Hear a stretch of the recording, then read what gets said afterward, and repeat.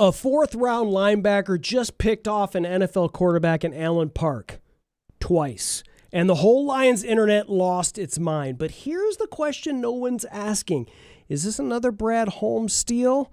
Or are we all falling for a guy in his pajamas? Plus, tonight we're debuting our newest segment, the Mount SilverRushmore, where we're going to decide on the 4 greatest offensive skill position players in Lions history. Gray Mane starts now, forward down the field. Busted outside left, Jameer down to the 10, Jameer to the 5, Jameer to the end zone, touchdown Detroit Lions! And off Berry, skirts to the left side, breaks a tackle, and he will take it in, touchdown! Touchdown Detroit Lions! That's what I'm talking about! It is caught!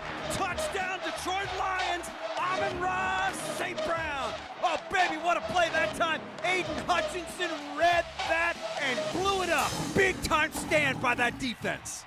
Yes, sir. Yes, sir. Welcome to Lions Gray Manes. There's nothing that gets me more pumped up than hearing Dan Miller say touchdown Detroit Lions, as that is a part of our intro. And as long as the internet allows us to do that, we're going to do that because that just gets me, I don't know, I'm soft bricked over here. But ladies and gentlemen, this is a family show and we are Lions Gray Manes, and we've got 4 gentlemen on your screen and in your earballs tonight. So we're going to go round the horn because we have a special show here in the off season, but there is no off season for you, the Detroit Lions fans. So I'm first and foremost going to say hello to my man in the great state of Ohio, DK Dan Keener. How are we feeling tonight? Are you feeling especially saucy? How you doing? Yeah, I'm feeling good because you know why? Freddie is headed through Ohio. He's currently in Michigan right now. This is Freddie the German who's here traversing the U.S. and Canada for the World Cup, and he is currently in Detroit. I think he visited Michigan Stadium yesterday. Yeah. He'll be traversing the state of Ohio on his way up to Boston as he goes through and hits all of these cup places. But otherwise, I'm great. Weather was nice today. Yeah.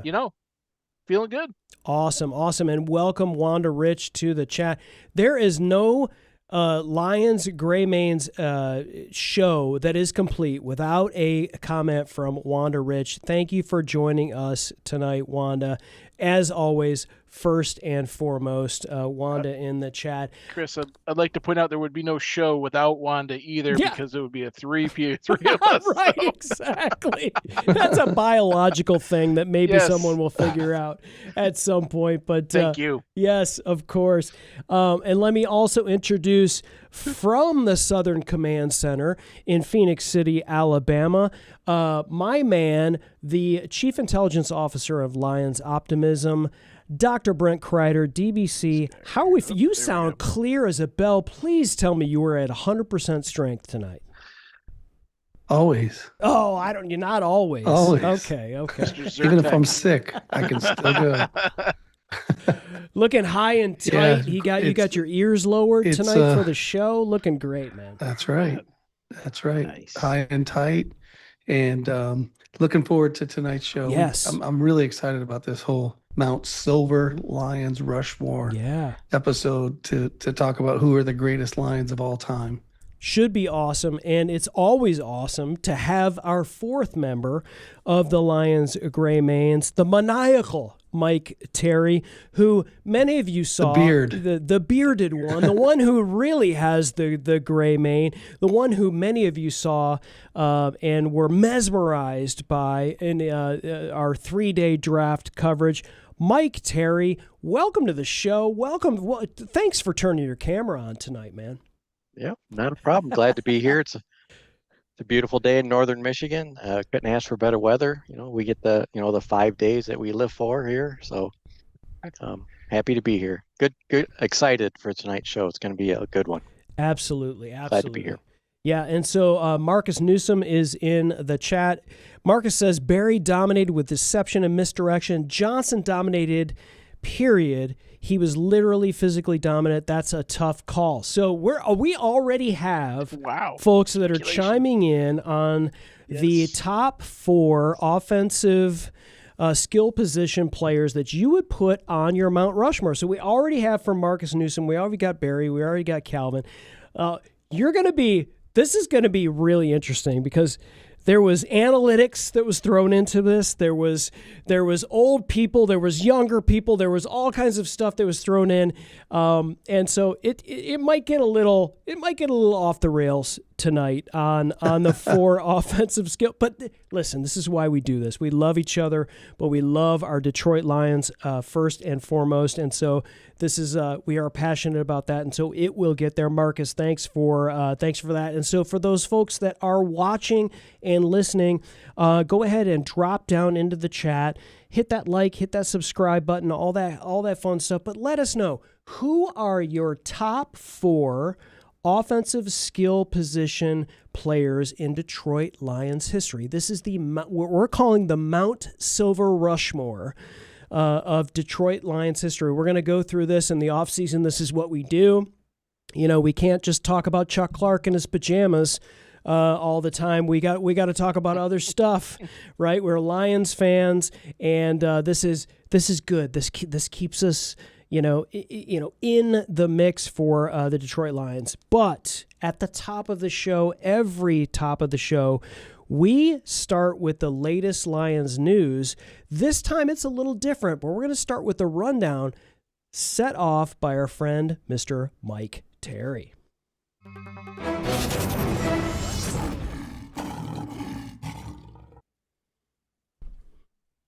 Jumped the gun there a little bit. Sorry about that. Thank you. I appreciate that. As we know, the Lions are very involved in the community, and I had the pleasure of experiencing that involvement in our community in northern Michigan last week. They do a series of youth summer camps throughout the state, and they were in Gaylord, Michigan last week, and my grandson went, and I got to go sit up there with him for 4 hours a day, and watch him go through the. Basically, it's it's a summer camp. There's college and high school head coaches that go through all the training programs and everything for the playwright program, and then they also go through some training for the NFL to actually be able to do this with the Lions. Some of the pictures there, my grandson Vincent, he's a pretty big kid for an 11-year-old. He's about as tall as me, so he's about 5'9" or so. Wow, he's 11. Yeah, Nice. And he's got some skills. Running is not one of them, but it's a really great program, and Gaylord has a great field, a great facility for this actually. So Chris Fritching is the executive director, executive vice president of football education for the Detroit Lions, and he runs this program, and he was actually on the field coaching with 4 other coaches they had. They brought in a former Lion that played with them in 1989 for one season, a defensive end. I don't recall his name. He was there Monday, and they'll walk through it with the kids and talk to them about Barry Sanders and some other folks that were on that team. It's a great program. One day was offense, the next day was defense. Then they went back. I'm sorry, defense, offense, with special teams thrown in. And then Wednesday, so it was Monday, Tuesday, Wednesday, Thursday. On Wednesday, they did the combine drills that they would do at the combine. Oh, cool. College players do at the combine. So they set that all up. They did the 40. They did all the running through the stuff to get their timings down and all that. So that was kind of cool. And then Thursday it rained, so they were in the gym, and they did offense that day. But it's a great program, not only from a football fundamental aspect, but it's also a great building block. So they really drove these Motown mottos home and points of pride each day. So each day was a different motto with a different points of pride. And they gave each of the kids little cardboard cards with all this stuff printed out. Really, really nice stuff. And they got to take them home. And this was a commitment contract. They didn't have to sign it, but the commitment, is going to be not only on the field, but off the field. We want you to grow. And I think it was a really good message for kids this age. It's age 7 to 14, I believe. Wow. They break them up into 4 different groups. Yeah. And they named each group after a Lions player. So my grandson Vincent was in the Gibbs group, Jamar Gibbs. And so they break them up by age group, and then they go out and do their stuff. And they also get assigned an accountability buddy. And at the end of the day, they get together and they, talk about how their buddy helped them, inspire them, help them move on when they were maybe retired. 4 hours is a long time for those kids to be out on the field. Yeah. But I just wanted to give him a shout out. I'm going to send a link to Coach Fritching, and he's going to listen in tonight. I did talk to him on Thursday a little bit about not only the podcast, but about the program and how it's set up to work. And for those folks that are within Michigan that hear this, if you've got children that age group, please, it's worth the money. I think it's $150 or something like that. It's worth the money for them to get out there and get some real high level fundamental coaching. And they treat every kid like it's their own child. Everybody, all the kids had a great time. It was a great turnout. So I just wanted to give a shout out to the Lions being involved in the community and with the younger kids as well. And, hopefully, they'll catch the football bug like everybody else does these days. But, maybe it'll give them a chance to be a little bit better on their team. And one of the things that they really pressed was being able to do multiple positions. We talk about that with the Lions players. Yeah. They talk about this with the kids as well. So if you can, learn all these different positions throughout the week, you may find out you want to be an offensive lineman, or you may find out you want to be a wide receiver. Go back to your school, this fall and say, hey, I went to the Lions camp. I did really good as a wide receiver. Can I try out? If you don't make it there, I can go back and be a cornerback. If you can't be a receiver, you want to be a cornerback, right? Yeah. So I think it's a great program, and I would highly recommend and encourage parents or grandparents to send their children to this camp, the boys and girls. Yeah, so it was a great time, and I just wanted to give them a quick shout out and go over that with everybody. So. Outstanding. I'm glad you did. I think, you talk about, players stepping outside of their comfort zone, and then you look at these points of pride. And for those who are just listening on audio podcast, one of the points of pride here on this commitment contract that they talk about is courageous. And it says, I will step outside of my comfort zone and take on challenges. And so that is, and there's another one here that is grit, don't quit. Gee, I wonder where they got that. I will push through challenges and never give up on myself and my teammates. And they encouraged all of these players to have a buddy, right, and to work on that camaraderie and being a great teammate. I mean, that kind of stuff, ages 7 through 14, I think you said, Mike. Yep. Mm-hmm. I mean, that's the kind of stuff that, when I was age 7 through 14, I played football, but I don't remember any of that kind of stuff. I was just we were just out there just, hitting slobber knockers against other guys. But wow, that's outstanding, Mike. I'm glad you brought Oklahoma drills, Chris. Oklahoma drills. That's right. Oklahoma. Yeah. Yeah. You could definitely see the influence and the impact from, Dan Campbell, Chris Spielman, Brad Holmes. You see that impact even there. The grit, don't quit, courageous, ferocious, those types of things.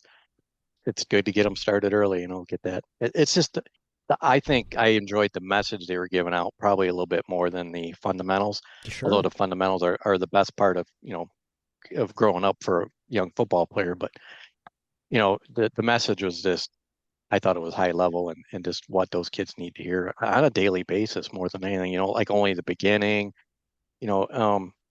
set the standard. We've heard all this stuff from Coach Dan Campbell, so it's good that it's filtering down.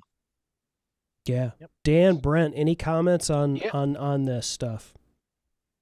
I would like to give a shout out to where you can find this information. If you go to DetroitLions.com, at the very top on the masthead, they have a football education as one of the options, and underneath it is summer camps. There are still 12 camps left this summer through various parts of the state, several in the Detroit metro area, but they go all the way up to Sault Ste. Marie. They'll be in Lansing, Greenville. There's 2 of them in Allen Park. One of them's the fundamentals camp, like Mike's grandson attended, and the other one is actually a girls flag football academy. Those are around the 4th of July time frame there. So if you're interested in doing this, that would be the place to go find the information and sign up for it at that time. I will say at the first Allen Park one camp they had earlier in June, Corey Schlesinger was one of the camp counselors. Yeah. Nice. You never know who might show up. Yeah, you never know who might show up. The sledgehammer. We definitely had a session about sledge. Yep. Yeah. Great stuff. Mike, thank you so much for doing that. It's always great to have you turn on the camera. For those of you who aren't aware and have been, followers and listeners and viewers of Lions Gray Manes, Mike is an integral part of what we do, absolutely, and keeps Dan Keener on his toes, making sure that that he's pronouncing names correctly. We can't do that, unfortunately. But for the most part, Mike, Terry, whenever we can have you on, it's always a pleasure, Mike. So thanks for that. Thank you. Yep. It's much more fun to make fun of the way you mispronounce their names than it is to provide you with corrective actions. Sometimes I do it just to get you guys to react. Oh, sure. That would be probably not a surprise to anybody. All right, we've got the Mount Silver Rushmore comments coming in fast and furious, so we know we're going to get to that, folks.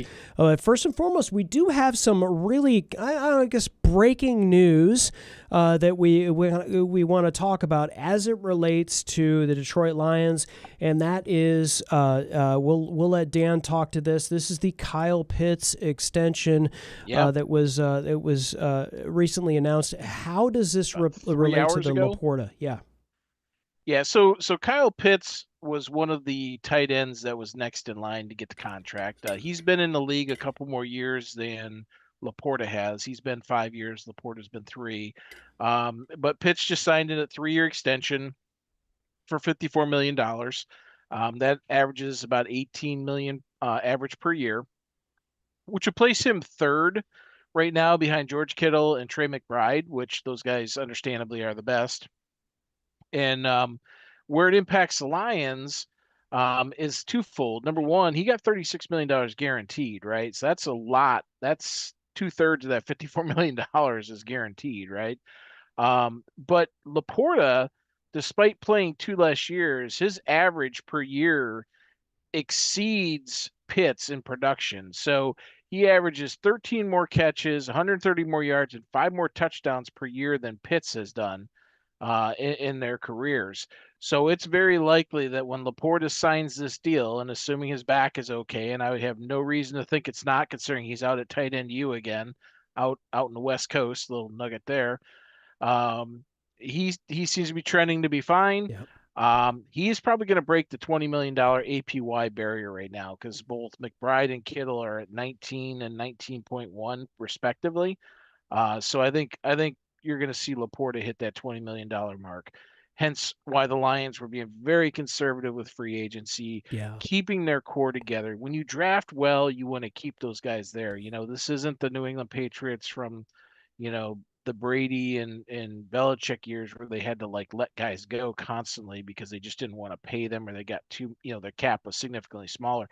You have a cap continually going up right now, and you have drafted really, really well. So they want to keep these guys versus throwing money at somebody else's draft pick and overpaying for them. Good call, Brent. Any thoughts here? Is Laporta worth it?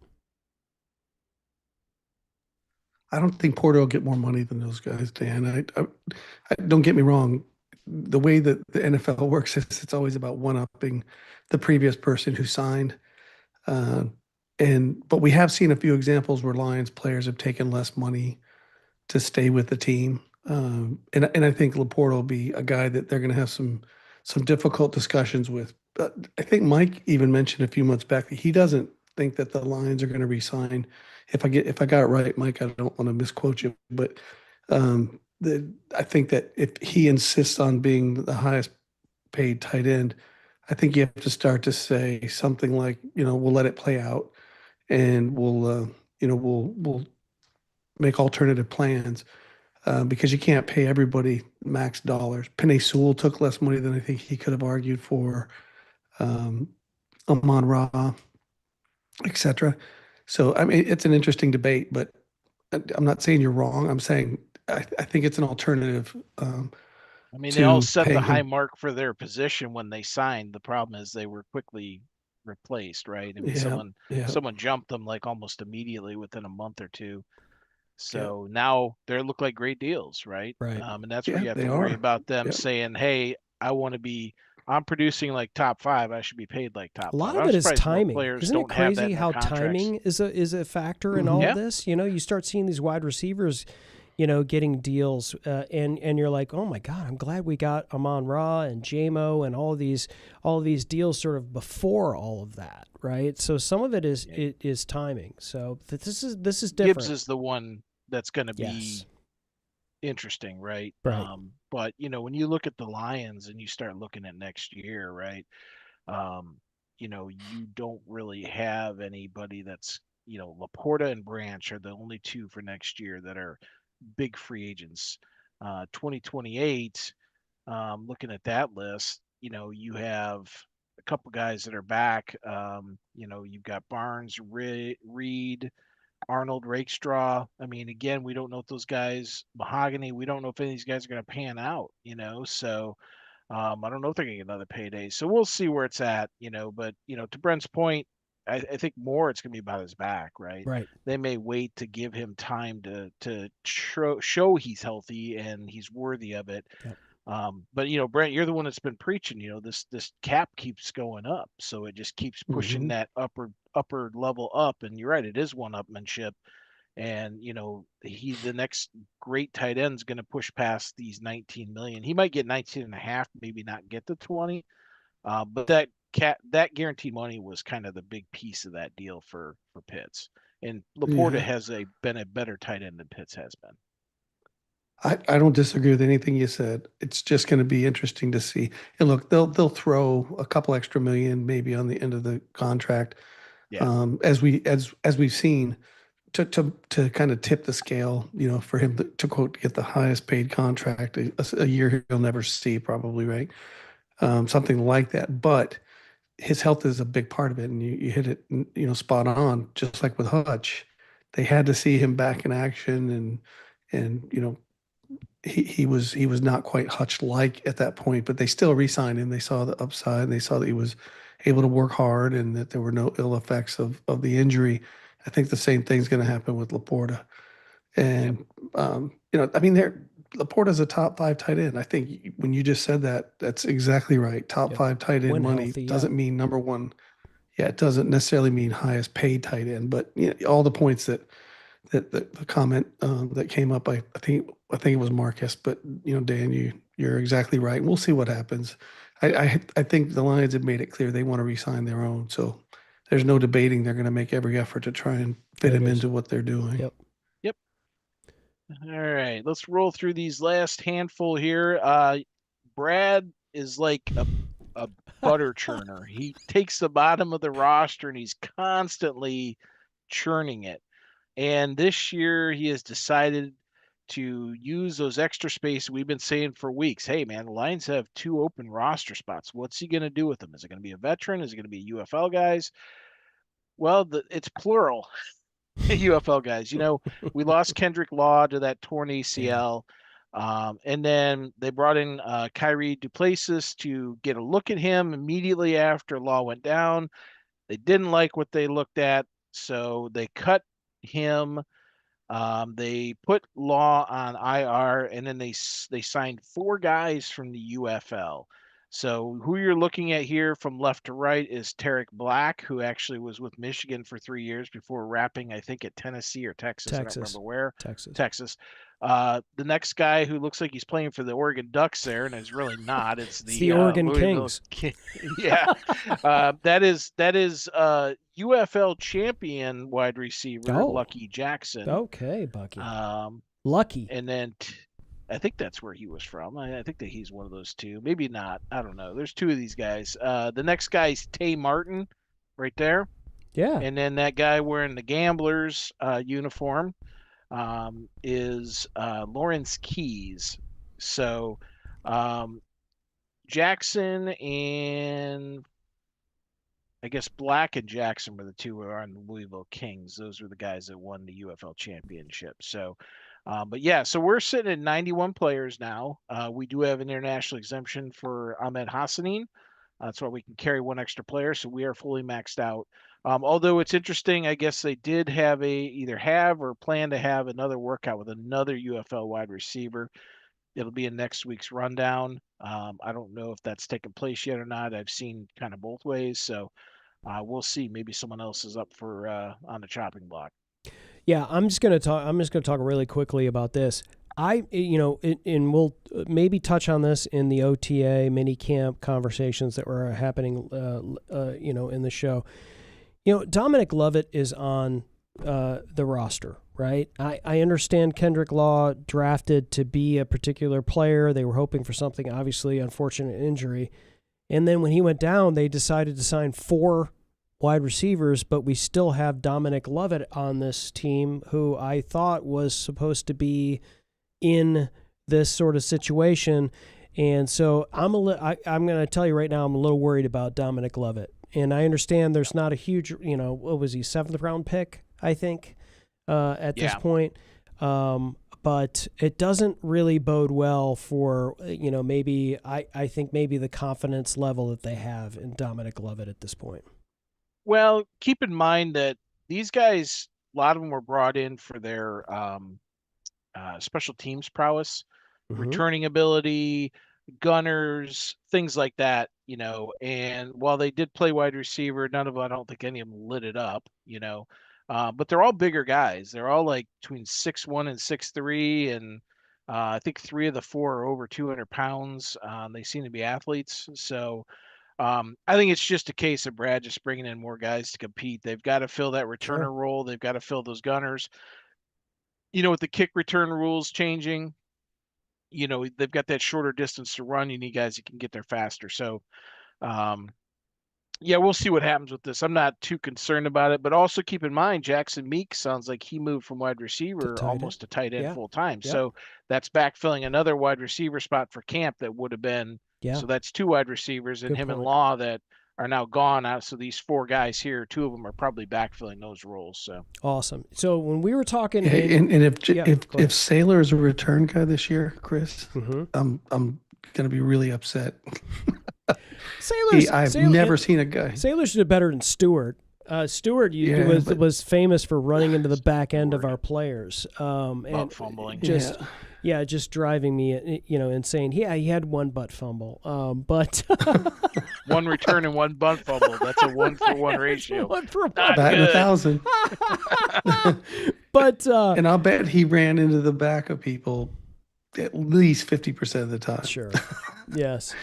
Anyway, but it'll be interesting. And to Skyline Tiff's point, preseason. Preseason is going to be. We're going to see a lot in the preseason. This is going to be. I predict, because they're making a lot of changes in the offseason versus, last season, how they're working out, where they're participating, where they're not participating. I have a feeling preseason is going to look a lot different than it did last season, but we'll see.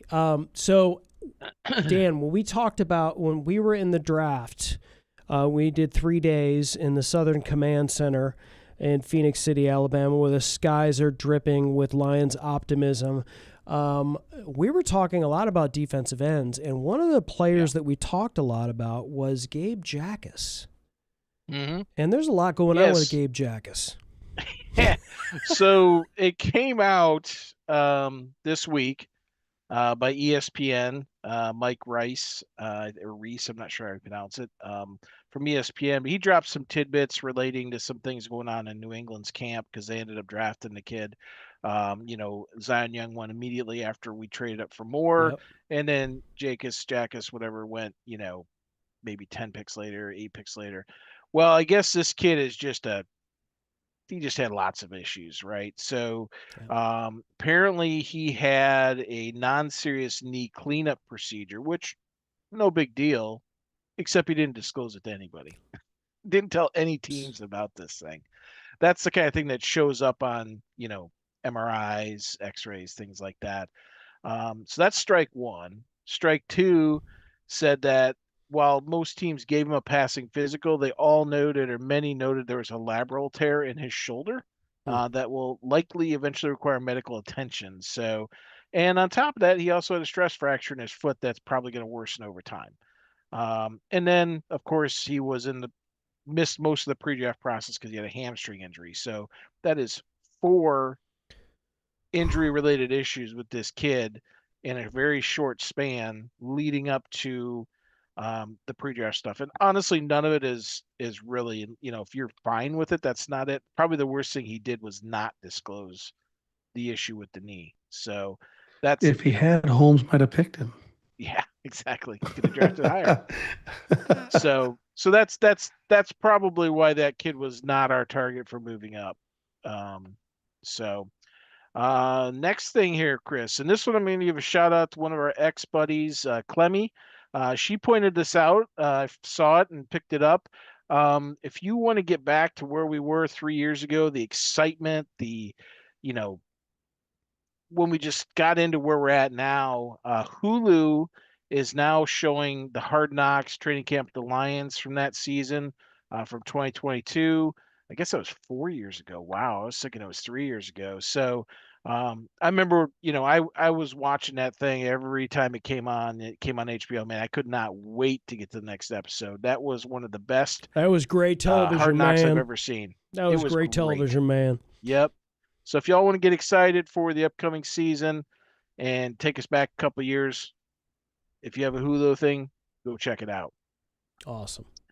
Next one, a little bit of NFC North news. So Micah Parsons' brother basically said in very good grammar that his brother, Terrence Parsons, said that Micah is going to miss upwards of half the season. So 17 games, 18 weeks, do the math. That's going to put you at about week 9, getting back on the field. Lions play the Packers in week 7.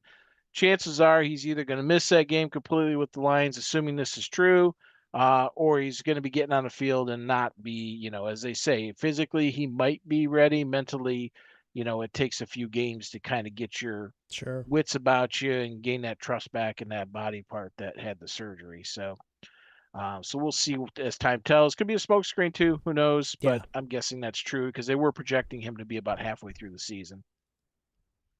All right. These two lovely logos represent the NFL and the NFL Referees Association. And, they had a very nasty contract fight that was short-lived, but in the off season, and they finally got it settled.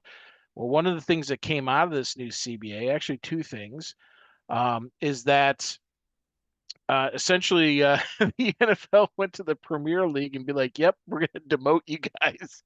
So they came up with a new process that substandard officials could potentially be reassigned to the UFL. So, you have umpires, line judges, any of these folks that just constantly are screwing up their job, they may send them down to the UFL. And then the question is going to be, well, how do they replace them? Oh, well, that's the second part of it. They're creating a practice squad of up to 12 officials to basically have a stable of backups, folks in the pipeline ready to go as people retire and get demoted or, whatever's going on. So, last year was probably one of the worst years ever for officiating. I think it's, we're seeing in Major League Baseball where the replay is actually helping the sport get better, making those umpires be more accountable for calling a game the way the rules say it's supposed to be called. Yep.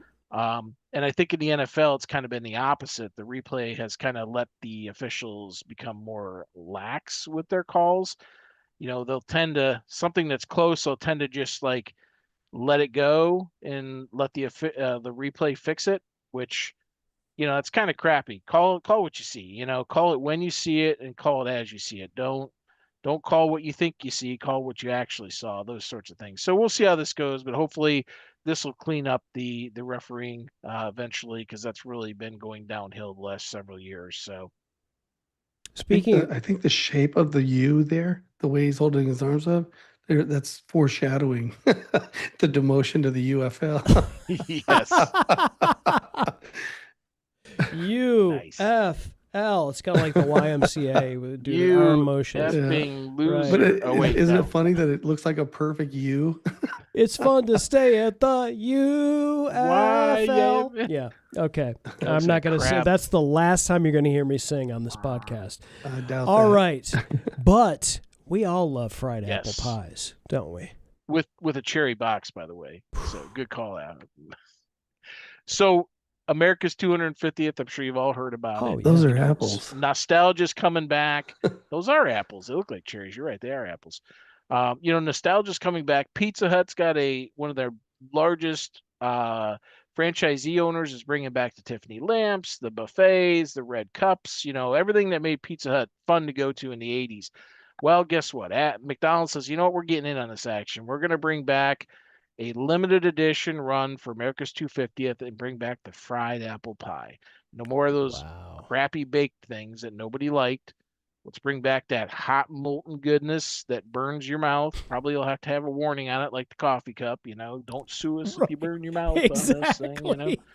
So, but yeah, they're available now, I believe, in some places, even though supposedly they weren't going to be available until I think the 26th. But some stores have jumped the gun. So, yeah, go get them if you can find them. If not, go to Popeyes because theirs is pretty freaking good too. Oh, okay. All right. They got cinnamon dust on theirs. Shout out to Makes them Popeyes, extra not fatty. yet a sponsor of Lions Gray Mains. Yes. All right. Yes. And it's time. We are at the mini camp recap. So this is where we have prominently featured bottom left corner, the man with the bionic arm.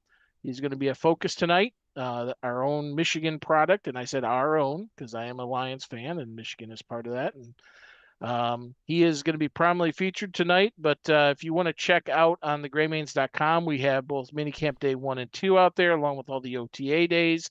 Fully recapped, we have the interviews with the coaches, the players, the assistant coaches, observations that have been gleaned from all the reports online, who was where, what positions, the injury updates, all that stuff. So feel free to go out there and check that out. And I'm going to turn it over to Brent now to start talking about a Michigan man. Right on. Brent, Jimmy Rolder. let me tee you up on this because let's not make this about the Michigan Wolverines, right? Because this is a Detroit Lions. If you're a Michigan fan, right? This is a Detroit Lions podcast, but obviously we had a few Wolverines that were drafted to this team. But listen, if they were Ohio State players, if they were Michigan State players, it wouldn't matter. We want them to perform for this team. So, Brent, I'm going to tee you up on this. So, obviously, Rolder popped. Rolder popped in OTAs. He popped in mini camps. He picked off. He had multiple, pass deflections. He picked off Bridgewater. He reads his progression to the post. He fully extends it. He plucks it. He like it would have been a pick six. And we're basically like watching the beat writers. Like Tim Twentyman said, Roller's passing game instincts were better than expected for a guy that started only one season at Michigan. This is the other thing I am going to talk about Michigan a little bit, but he only started one season at Michigan, so he's had somewhat limited reps. So, Brent, how rare is that for a rookie linebacker? Here we are in June. We still have our pajamas on. Do we need to pump our brakes on Jimmy Rolder? Is this just a story for us? It's just raw meat for us Lions fans to kind of talk about this guy? What do you think? Raw meat, Chris. Okay. All right. Anything Lions for us is raw meat. But let's just put this into context. So folks say that Jimmy Rolder didn't play a lot. He had over 200 snaps the season before, and in his freshman year he had 155 snaps that he played. And so the reality is he played a bit. And good call. Approximately 1,000 college snaps. It was just slightly less, 900 and something, low 900s. But it doesn't matter. The point is, he had a lot of snaps. And the thing that we talked about during draft day when the Lions picked him up was what position is he going to play? And where he really struggled at Michigan was in coverage. His PFF scores, if I remember right, were somewhere in the low 60s, and his rush defense, to Dan's argument, Dan's been saying from the beginning that he's sees him as a middle linebacker. I see him as a weak outside linebacker, strong outside linebacker, middle linebacker, just depending on the needs and the scheme that you're playing. But what Jimmy Rolder has is a lot of versatility, Yeah. and the ability to kind of bounce around and be the jack of all trades, master of none, maybe, right? So is he destined for Pro Bowl greatness like Jack Campbell? I don't think he has the upside that Jack Campbell had when he came into the league. Fair. Jack Campbell coming off the combine had miraculous numbers. I mean, Yeah. remember I was big on the kid from Arkansas, and I was thinking the other day, I want to check and see what that kid did, because they were both workout warriors, but Campbell even blew him away. And so I think what we're going to get with Jimmy Rolder is a functional, a middle tier to 75th percentile high side. He's got a low, a high low, and a low high kind of situation when you talk about floor. And I think Jimmy Rolder can be our second linebacker if Barnes were to go down. Barnes has had some issues, getting banged up over the years, but he gives us that depth and versatility that I think the Lions desperately need. Losing Anzalone to Tampa, and then the last excuse me, the last thing that I'll say is that when you start to look at scheme, and 4-2-5 is undoubtedly the way the Lions are going to go. And if we get into the safeties again at any point in the next show or two, this will come up. But going to a 4-2-5 and knowing that Barnes is much better in pass defense than Rolder has historically been, I think what you might see is a situation where Rolder comes in more on obvious running situations, and Barnes is in there on obvious passing downs. And Barnes is by no means a passing guru. But my hope is, and in light of the 2 interceptions, we have to keep in mind it was in pajamas. So he doesn't have his, when you're reading your keys as a middle linebacker, what are you doing first? You're committing, you're stepping, your first steps are up and towards the line of scrimmage. And you have to play downhill to defend the run first and foremost. What you can do when you're in pajamas is cheat a little bit. Your first step is back. And one of the comments that was in the write-up was he got great depth in coverage, and he picked off, I think it was golf and getting that great depth. But the truth of the matter is all this is just conjecture. Until we get pads on, we can start to see how he develops.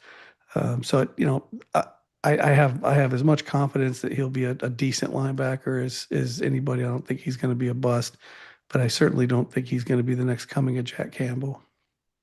Yeah, Dan, I guess he's sort of projected, and in a lot of what people are talking about is he's like back up to Malcolm Rodriguez at will, maybe 4-core special teamer. What's a realistic year 1 role for Jimmy Rolder? I mean, they're going to put him whatever role he earns, right? And a lot of that's going to be predicated on the health of the guys in front of him. But look, we've only got 8 linebackers on the roster. That's right? true. Yeah. So if they keep 6, if they go with that 4-2-5, which we talked about, using more of a nickel, using more of a big safety as that 5th player out there, we might only keep 6 linebackers. So, he's basically battling Eric Hunter, Joe Bocci, Trevor Nowaski, and Damone Clark for that last 2-3 spots, right? And I know what Brent's saying about it, but he's, the depth thing is kind of not a joke, because how many times have we watched our linebackers not get deep enough and not disrupt the pass across the middle? They should have been back there. Preach, Dan, preach. Yeah. And again, it's, as you said, it's pajamas, but being in position is key. And they were seeing enough of him during the camp, during the practices and everything, that they wanted to get him on the field. If he was not being where he needed to be, and obviously they want to temper enthusiasm because he's a 4th-round rookie. He's hasn't, he's played 1,000 snaps or so. He's experienced, but not like a 4-year starter or anything like that. So they're going to temper his, the expectations for him. But if the kid's showing it in pajamas out there and shoulder pads and shorts, when he brings the physicality to it, being in the right position is the first place to think. You got to be able to wrap up and tackle too, which I think the kid is capable of. Oh, Unless you're absolutely. trying to tackle Bo Jackson from Ohio State on a stutter step. But I digress. He got embarrassed pretty bad against Ohio State by him. But anyway, the thing about him is I think, Brent hit it. He's going to be very versatile. If I believe if Campbell goes down and depending on, maybe it's a game or whatever, how deep into the season, I suspect they will move him into middle linebacker because you got to put your best guys on the field, right? And his size is substantially better than Malcolm Rodriguez. And they're similarly physical, speed, things like that, right? But if he has the ability, I mean, I think Brent, you pointed out, I didn't catch it at first, went back and watched. One of the coaches made a comment about even having him at safety, which is like that big extra fifth player out there on the field, that bullet, that hybrid, if you got a big tight end who maybe isn't super fast, but they're a big physical tight end, that's the kind of person you put on them, right? As a linebacker. So, but we'll see where this all goes. But I will point out, where there's smoke, there's water. And I kind of went back and looked, and as I was putting together these OTA and minicamp summaries, I kept noticing his picture kept showing up. They only post 20 to 25 pictures from each session, right?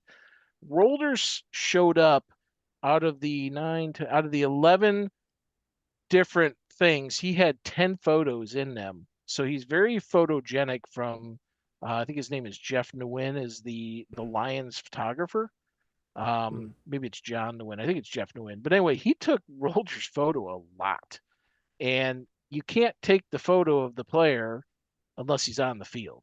And so he was out there and, very, very much being captured in that. As Brent said, he was making plays. He picked off Teddy on that one he mentioned. He supposedly had another interception earlier in the season. He had a couple passes defensed. So once they put the pads on and start hitting, we'll know for sure. And hopefully, like he still wears that brace on his arm, but supposedly his arm is fully healed. But it could just be a comfort thing for him. I think TJ Watt or JJ Watt always wore one, even though they didn't need it, just in case. It was a dislocated elbow, so you really don't want to fool around with that, Sure. But yeah, I think it's very hopeful that he is getting this much play this early on. The other guys, you aren't hearing much about Bocce. You're not hearing. I mean, Damon Clark was supposed to be that fourth backer. Yeah. I hadn't heard squat about that guy. Yeah, there's some. Yeah, that's a great point. It was Damone Clark, Dominic Lovett.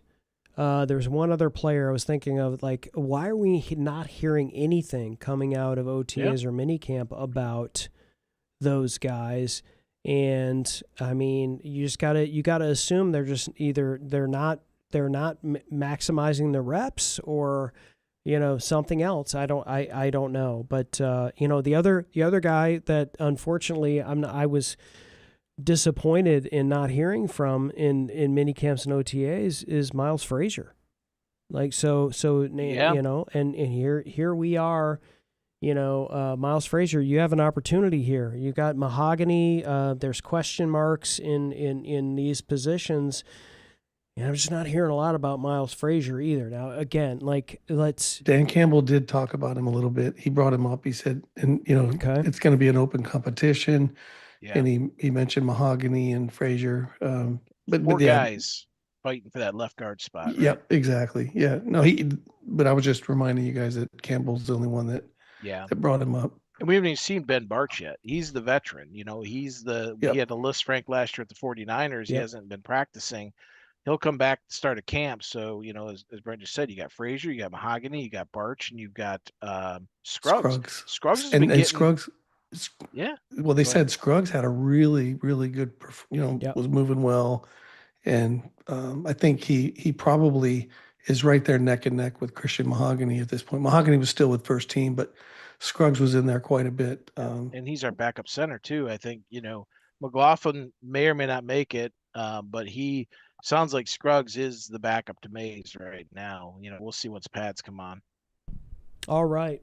Folks, it's time to transition to our newest segment for Lions Gray Mains. This one's going to be fun. I just have a feeling. I think we're all a little bit in a little bit of a disagreement on all of this, which makes this so much more fun for you all to listen to and to participate. There's a lot of folks in the chat that are already letting us know who they feel like are the top 4 offensive skill positions.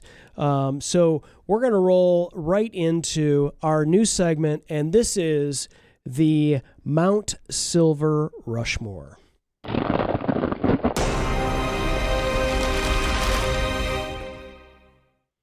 All right, ladies and gentlemen, this is the Mount Silver Rushmore, and this is offensive skill positions. So folks are chiming in the chat right now. There's lots of conversations about Jason Hanson and Penei Sewell and Marcus. I'm loving the fervor here in the chat. There's lots of other folks that are chiming in. Price of Life, with Jason Hanson. So just so you know, there was hours and hours of analytics and people submitting stuff from all of us and back and forth on all of this kind of stuff. So there's a lot of analytics, but there's a little massaging as well here. So we're gonna let you know that this is offensive skill positions. So we will not consider offensive linemen in this.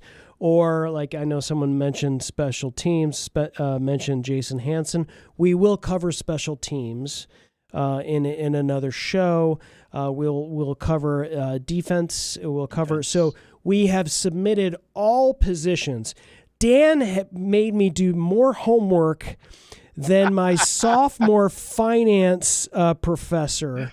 And so we have submitted all of this stuff. But this is offensive skill positions, and we have a little bit of a limited time in what we're going to talk about. So we're not going to spend, because there are some no-brainers here, folks.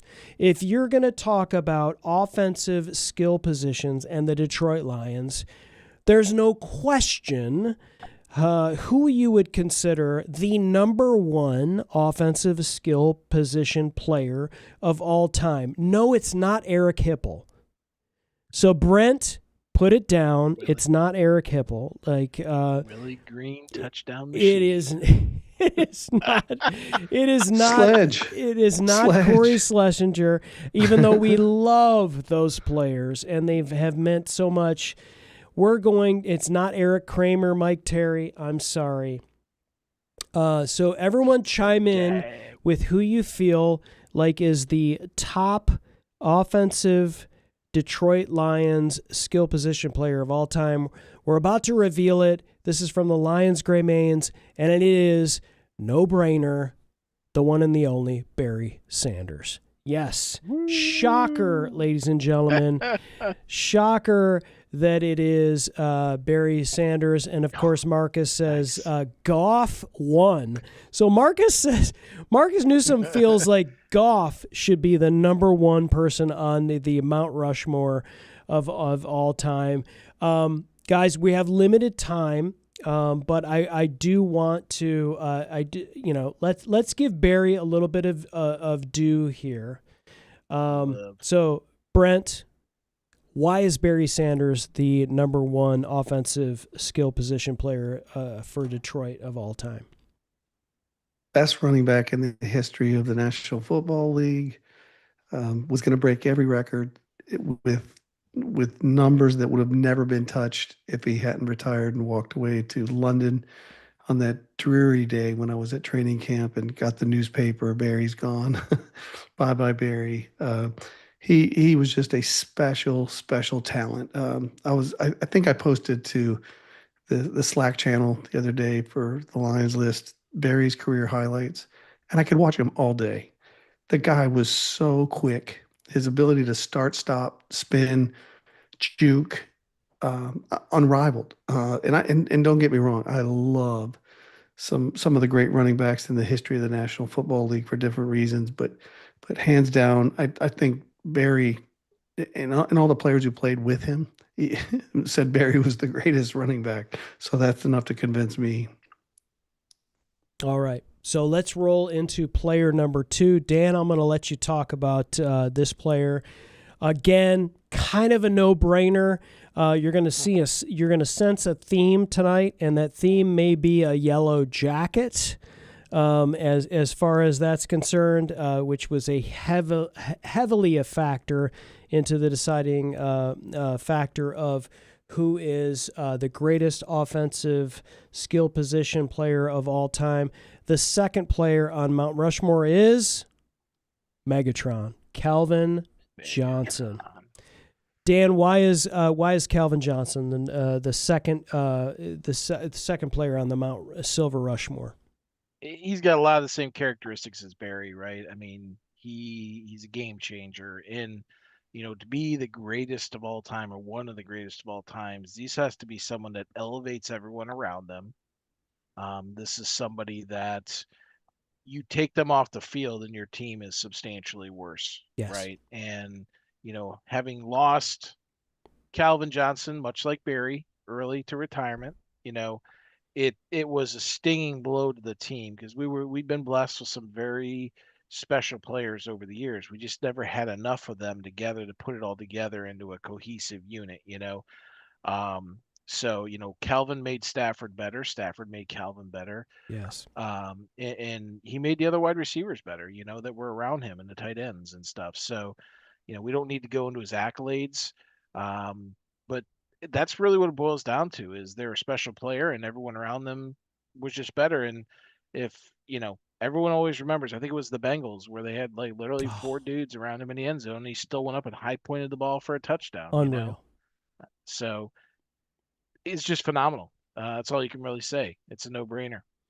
Yeah, he was unguardable for sure. Both players that we have. I mean, listen, I will fight anyone that wants to argue that those two are not the greatest offensive skill position players in Lions history. There's no question. Everyone else stand down. So these two, this was inarguable. I think it was a landslide for all of the Gray Mains in the vote for here. So here's where it gets interesting. Here is where it gets interesting, ladies and gentlemen. And so go ahead and chime in. If you're in the chat, if you're watching this on replay, this is where it gets interesting. You may be someone who is 25 to 35 years old, and there's a certain Lions player that you that you grew up watching that is your favorite. It could be, I don't know, Reggie Bush, or it could be Brett Perriman, or it could be, I don't know who else. There's a lot of different players in a lot of different, varying ages. But if we're going to talk about an offensive player who is perhaps one of the greatest tight ends of all time, certainly currently the greatest Lions tight end of all time, and a Hall of Famer, we can't go further than talking about Charlie Sanders. And Charlie Sanders. People thought that was going to be David Hands of Sloan. Not David Sloan, not Brandon Pettigrew, but Charlie Sanders, ladies and gentlemen. And so this was one that the next two players, there was a lot of conversation here, and some of the younger players that are in the chat might go, "What?" But Google Charlie Sanders. Yeah, Marcus Newsom says, stop. Charlie Sanders, Hall of Fame, ladies and gentlemen. There's no question this man, was a stalwart member of the Detroit Lions organization. So, guys, anything to chime in here with Charlie Sanders? Well, much in the same way Al Kaline was just a long-time Detroit Tiger, Mr. Tiger. He was employed by the Detroit Tigers for many, many years. And Charlie Sanders was that same kind of guy. Yes. Just a stand-up gentleman, a real pro's pro. And he played when, the Bears had some linebackers that would absolutely destroy you. And he took a beating, held on to the football. And I mean, we can argue all day the nuances of why we picked him. I think the next one's going to be even more interesting, Dan. Yeah. Yeah. I mean, the thing about Sanders is he's in the Pro Football Hall of Fame. He's in the Lions, Pride of the Lions Ring of Fame. Yes. He was in NFL 1970s All-Decade Team, Detroit Lions 75th Anniversary Team, All-Time Team for the Lions. He was the first rookie tight end selected to a Pro Bowl. If you plopped him into today's game, he would literally be Travis Kelce. He's that good. He was the best blocking tight end and one of the best receiving tight ends of his era. And that skill set translates to today's games. A lot of those guys from back then, we might see as we get into some of the offensive linemen, people are going to be like, who the hell's that guy, from these 50s teams or whatnot. Yep. Well, he's a guy that could play in any era. He's that good. Mm. And by the way, just a little data point. There were a lot of different quarterbacks that threw to him, and many were not good. Yeah. So when you look at the history of the Lions quarterbacks, and you see his numbers in an era that passing wasn't what it is now, the guy is a definite Hall of Famer and a Mount Rushmore of Lions greats.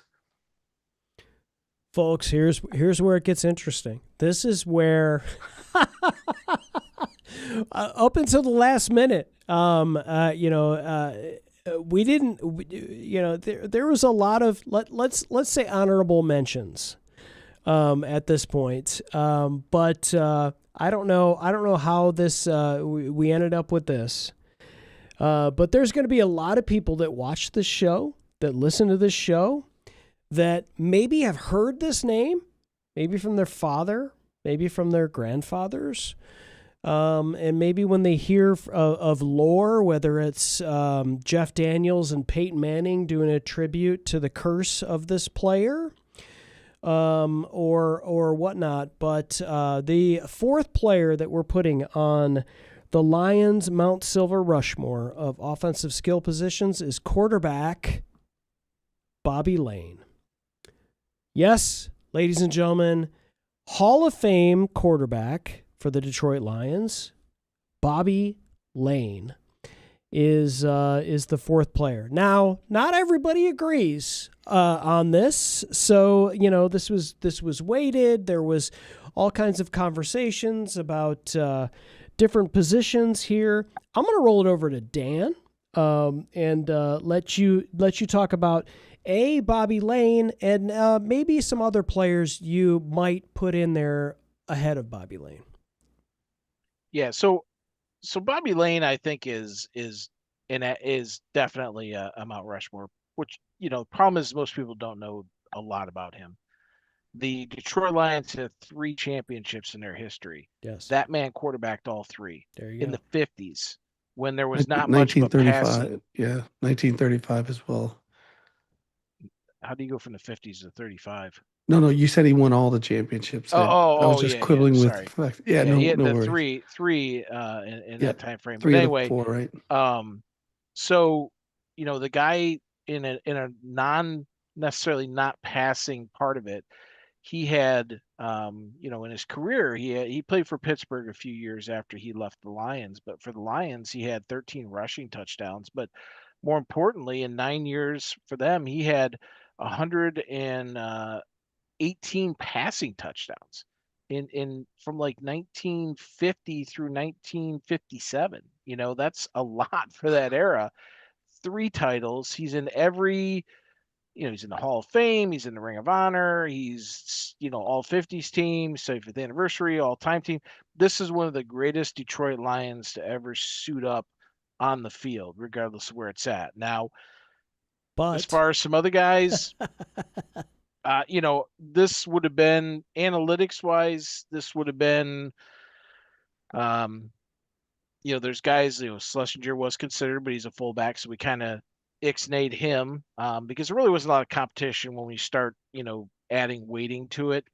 Stafford was in there, but Goff was kind of around that era. But again, this was all our methodology was basically rank your top, anywhere from 3 to 6 players depending on the position.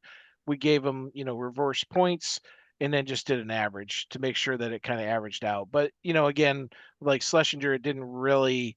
We only had we had four running fullbacks, but all of us picked the same guy for number 1. So of course he had an average of a 4. Right, so right. He might be one of our top running backs. We'll see how that goes. But a lot of guys choose from there too. But yeah, I mean it was this little back and forth on this, give and take. A little sanity. Some of us ranked him as the best quarterback. Some of us ranked him as the 3rd best quarterback. So it kind of. We got together, talked it out, and this is what we ended up with as a group. So, yeah, I just screamed, "Uncle!" I said, "Uncle, Uncle!"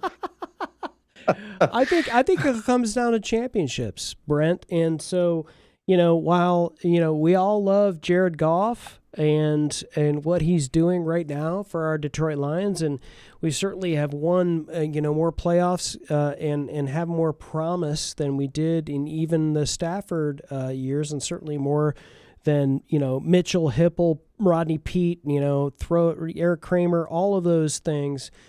I think when it comes down to it, championships. If you're winning championships as a Lions quarterback, I think that's what's going to earn you this spot. Am I wrong? It was not a hard debate. It was. I mean, honestly, what it boils down to is individual statistics over team. Accolades, and he won championships. And look, I personally, if you look at the numbers that he put up during the time, I mean, I just posted in the chat there. Yep. He had 2nd most passing yards behind Norm Van Brocklin, and then the guys behind him, Otto Graham and Y.A. Tittle. Yeah. Yeah. Bunch of slackers. Yeah, you're talking about an Yeah. elite quarterback, right? In the 50s, 3 championships, no doubt about it. But just for the sake of debate that we had, I give all the credit in the world to Matthew Stafford playing on the teams that he played on. Yeah. The terrible teams, Yes. absolutely terrible teams. And I don't like the way things ended with him getting traded. But I will say this: I think Jared Goff can end up with more passing yards and touchdowns. He is so much more efficient, and he's been healthy. Stafford, missed. Don't get me wrong, Stafford. Other than those 2 seasons with the right and left shoulders, he was a rock of health for the most part, with a terrible offensive line a lot of those years. And Goff has had the benefit, other than last season, of a fantastic offensive line, and we know the numbers. Goff has not been great under pressure. He's middle of the pack kind of numbers and under pressure throws. But a lot of really, really talented football players at the quarterback position. Some of the other positions, they're going to be harder to do this with. Oh yeah. But how's his on target percentage though? I mean, is that Goff is really accurate. In fact, he doesn't know what we're talking about. I don't think, Chris. No. We had some of our friends from the Indiana team, Indiana Bears, the percentage. Northwest Indiana team, chiming in about not happy that we were calling their one stat they're leaning on nonsense. Oh, I get you now. Yep, sorry. Yeah. Yes. Well, I mean, look, accuracy plays a big part in it, and this year is going to kind of tease this all out. I think you're going to see some interesting goings on in the NFC North this year in our quarterback. I like who our quarterback is, and in this whole battle. Yep. 100%. So there you go, folks. That is the first of hopefully many Mount SilverRushmores. This is the offensive skill position guys. And so once again, to recap, Barry Sanders, Calvin Johnson, Charlie Sanders, and Bobby Lane. Folks, jump down into the to the comments. Let us know. Did we miss somebody? Is there some player that we completely missed because of our analytics and our old man brains? Certainly let us know, because we're here for it. And we're here for it every Tuesday night at 7 p.m. Eastern. We go live. If you're listening to us on replay, join us live. This is where we have fun. This is where all of the folks like Marcus Newsom and Wanda Rich and all of these folks who are chiming in here live join in with us. So feel free to do that. But tonight we're going to be signing off. And as always, we're going to wish you a go Lions. Busts it outside left. Jameer down to 10. Jameer to the 5. Jameer to the end zone. Touchdown, Detroit Lions. And off Berry. Search to the left side. Breaks the tackle. And he will take it in. Touchdown! Touchdown, Detroit Lions. That's what I'm talking about. It is